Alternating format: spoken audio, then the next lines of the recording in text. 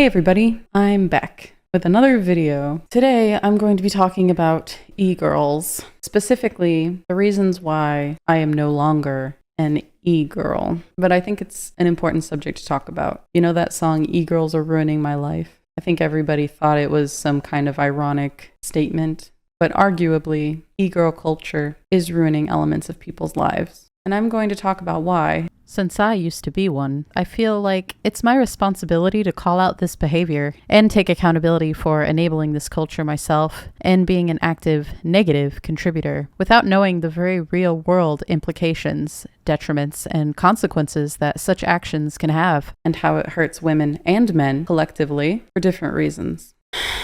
I have a Twitch channel. I used to stream for 8 to 12 hours a day, 7 days a week, and I made money. Not as much as some very popular female streamers that might come to your mind, and I'll speak about them later. But I made enough to support myself. And then I made more, chasing numbers, being trapped in a never-ending cycle of narcissism and a heightened state of self-worth. There are plenty of ways that being a woman on the internet is dangerous. Being on the internet in general opens you up to the most evil of people. Oh, okay. Give me a second. Oh, wait. Being able to say whatever they want about you with no consequence. Show me your TV's mercy, please. No.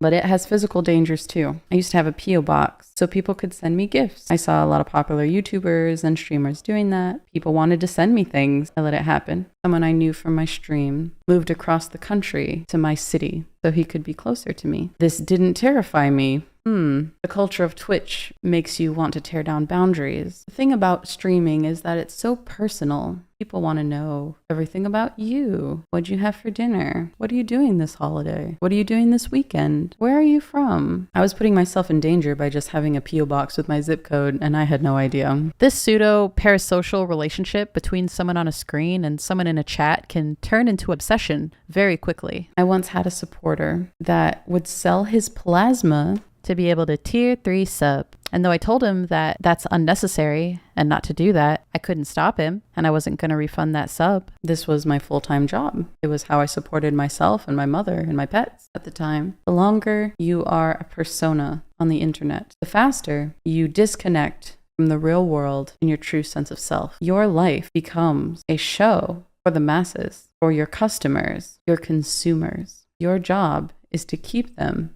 consuming your content. And the more popular someone becomes, the less they care about you as an individual. Because numbers are everything, and you're just one person. I love being a content creator. It's what I've always wanted to do. Since I was in elementary school, my dream was to be a movie director and a TV show host. When I learned about streaming, I really thought that I could make it into the world of entertainment. I went to college for media production and management with a minor in theater. But once I started streaming, I didn't really gain any new skills. Just be active on social media. What's on social media? Women being sexy. And you have people like Amaranth in interviews saying, you could have your teeth out. To say, you're not going to have as much money as me. You're not going to be as successful as me unless you have your breasts available to be seen by the public. Mass gaslighting and grooming. That kind of rhetoric seeps into your mind like a poison. Everyone in this culture has been poisoned. We can't help it. We're inundated with it. Propaganda, sex, political discourse, cancel culture, mob mentality. Social media is poison, and it's contributing to the thousands of mental illnesses in this modern age. I deleted Snapchat off my phone. And I disabled my DMs on all socials because I was sick of being readily available for just anyone. And it is for my safety. And if you think that I'm being some kind of self-righteous bigot or whatever, then that means you would prefer I tear down my boundaries for you. As a streamer, you are subject to something called trauma dumping, where people will come into your chat and speak about extremely sad personal matters because streaming is free therapy when it's not practice for flirting. And yeah, I flirted back, trying to be cute and make money. I'm sorry I contributed to that. And I won't again. It's not fair to me, and it's not fair to the people who are paying for fake attention. It is not all my responsibility either. You should not support someone just because you are attracted to them. This culture opened me up to being preyed on by narcissists, manipulators, sociopaths, and even People who want to tear your walls down just so you can make them feel more validated. It's all about you. You. All the people on the screen think it's all about me. Me. This was never my goal, and my dreams were corrupted by internet culture. I was blind to what I was doing, and men are blind to what's being done to them. And some men are blind to what they are doing to women through this. If anyone tries to tear your walls down, break your boundaries, to be close to you, they want something from you. It's just a sign that you're in the presence of escapism at best. And at worst, in the presence of the dark triad. They want to get what they can out of you. There's no use for you outside of the internet. I have learned a lot the past 2 years, and now it's my goal to use my platform to teach others and try to have people think for themselves. On my path of learning and searching for truth, I discovered the big monster of capitalism and how places like Twitch or Onlyfans contributes to a bigger problem than most people understand. In the internet world where you have to fight to stay relevant because everything is accelerated at an alarming pace, this shallow way of being has an expiration date. Everyone gets older, looks fade, women will feel competition with each other, they'll be competing for attention and the wallets of men, and men will compete against each other too. Their expiration date is when their money runs out. You do not actually know the other person in these fake relationships. You don't know if they actually align with your ideals. And we all know that the anonymity of the internet makes it so easy to hide who you really are. Streamers will lie to their audience in order to not be canceled and win public support because your money is more important than their honesty and integrity. The truth is not profitable. This culture gives the unhealthy ego a place to thrive. All you have to do is virtue signal and say you're supporting women by supporting their OnlyFans. And women say they're supporting themselves. They're independent, even though they're using a platform created by and for men who have free access to all of their pictures and videos. And make a profit off of all the content, no matter how private or personal it is. I would have men ask me when, not if, when I was going to get an OnlyFans. OnlyFans was created by a very suspicious individual who has suspicious relationships with children. It's no surprise that Twitch has become the site to pick your favorite e-girl to simp for. It's run by Jeff Bezos, who builds value. He's looking to make a profit. So you and the streamers are products.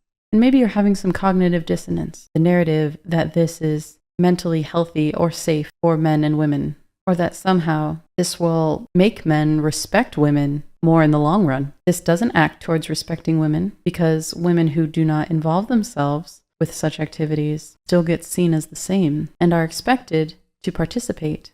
And men are not respected any more than you would respect an ATM. The irony is that the women who are doing this kind of thing, that have a hatred for men, are feeding into the elitist patriarchy themselves and grooming more women to be trapped in the patriarchy with their perfect photoshopped pictures and all their makeup and their push-up bras. Now you might be thinking, well, Ellie, you're wearing makeup right now. And you're right, because the internet is a harsh, evil place. People are very mean.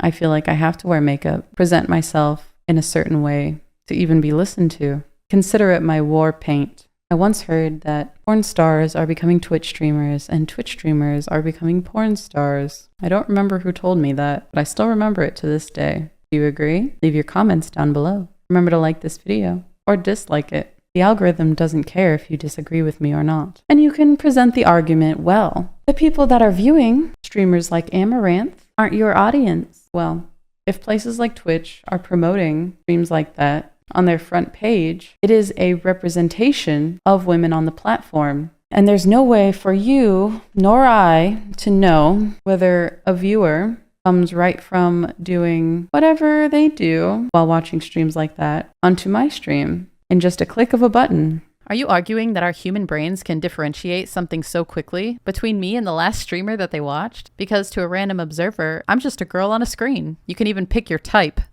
Blue eyes, redheads, brunettes, pick your poison. Likes, views, money.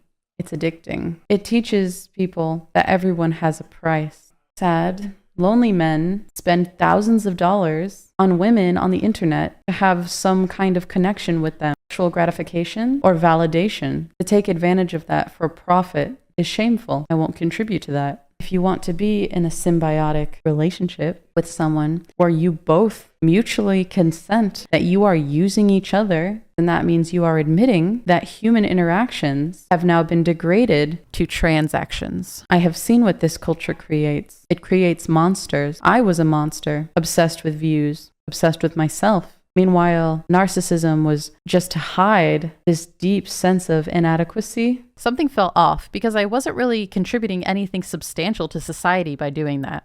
I love playing video games, but eventually it wasn't even about playing the game anymore because I got stuck in a loop of playing the same game over and over again that frustrated me because that's what people wanted to see. And so then it became about the views and not about the game I wanted to play. This whole culture propagates a society that evaluates real human worth to a dollar amount.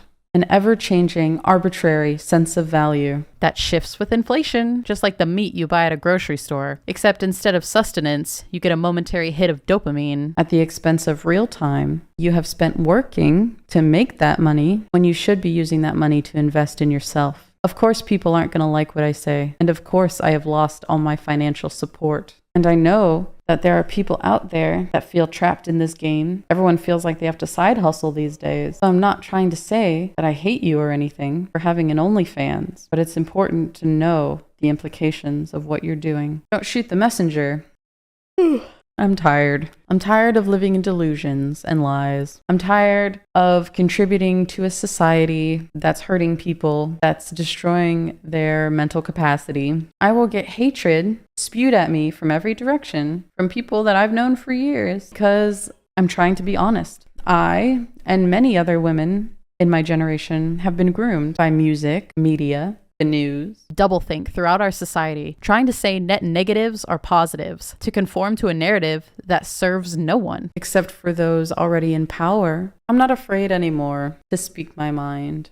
I've already been canceled for calling out corruption inside of a certain community in a certain video game. When shit hit the fan and I was abused by a pedophile in their community and sexually harassed by a dev from their favorite video game, they witch hunted me over a tweet I wrote. Ironic. We have devolved into radical socio and political ideologies. It isn't genuine, and it is not logical, and it is not helpful. It's often marked by false concerns that proves to damage people over time and is only fit to serve the one, the you. It is a step backwards disguised as being progressive. This type of symbiotic narcissistic relationship opens you up to lots of mental manipulation. It's been proven over and over again that people spend money when they're upset, that these internet algorithms in lots of different places, not just on your phone for advertisements, but in video games too, people stay addicted to things if it triggers emotion. And with a society that's continuously being numb to human emotion through oversaturation, this all contributes to a lingering sense of anxiety and hopelessness. How are you supposed to feel in alignment with other people like this? Now, of course, we cannot forget the fact that we all were trapped indoors on the internet for the past few years. So you can't blame people for being poisoned like this and being stuck, addicted to algorithms, addicted to screens, addicted to e-girls. But you can blame people for refusing to educate themselves on what this is doing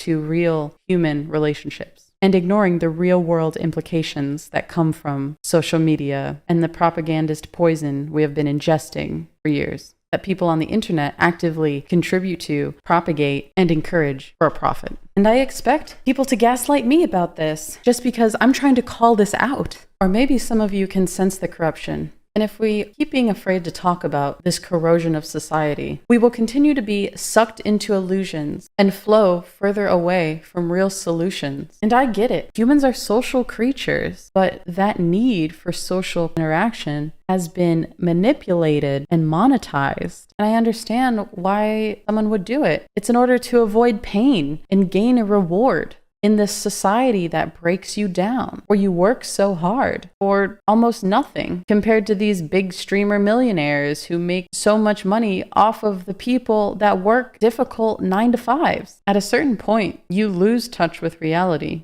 if you continue to suppress and disown what is real. I'm making this in the hope that it impacts one person positively enough to rethink that subscription on Onlyfans. All this culture does is create dysfunctional psychological patterns in people. Feelings are important, and yes, you can feel a certain way, but feelings don't always reflect reality. All I can ask is that you not shut down intelligent conversation about this, and therefore halt the evolution of our species. Hi. Okay, I think Sophie is saying it's bedtime, so I am very tired. You're right, Sophie. I am open to any concerns you might have. Feel free to follow me on the links below. Thank you for listening, and I hope this made an impact on you. Hopefully a positive one. See you next time.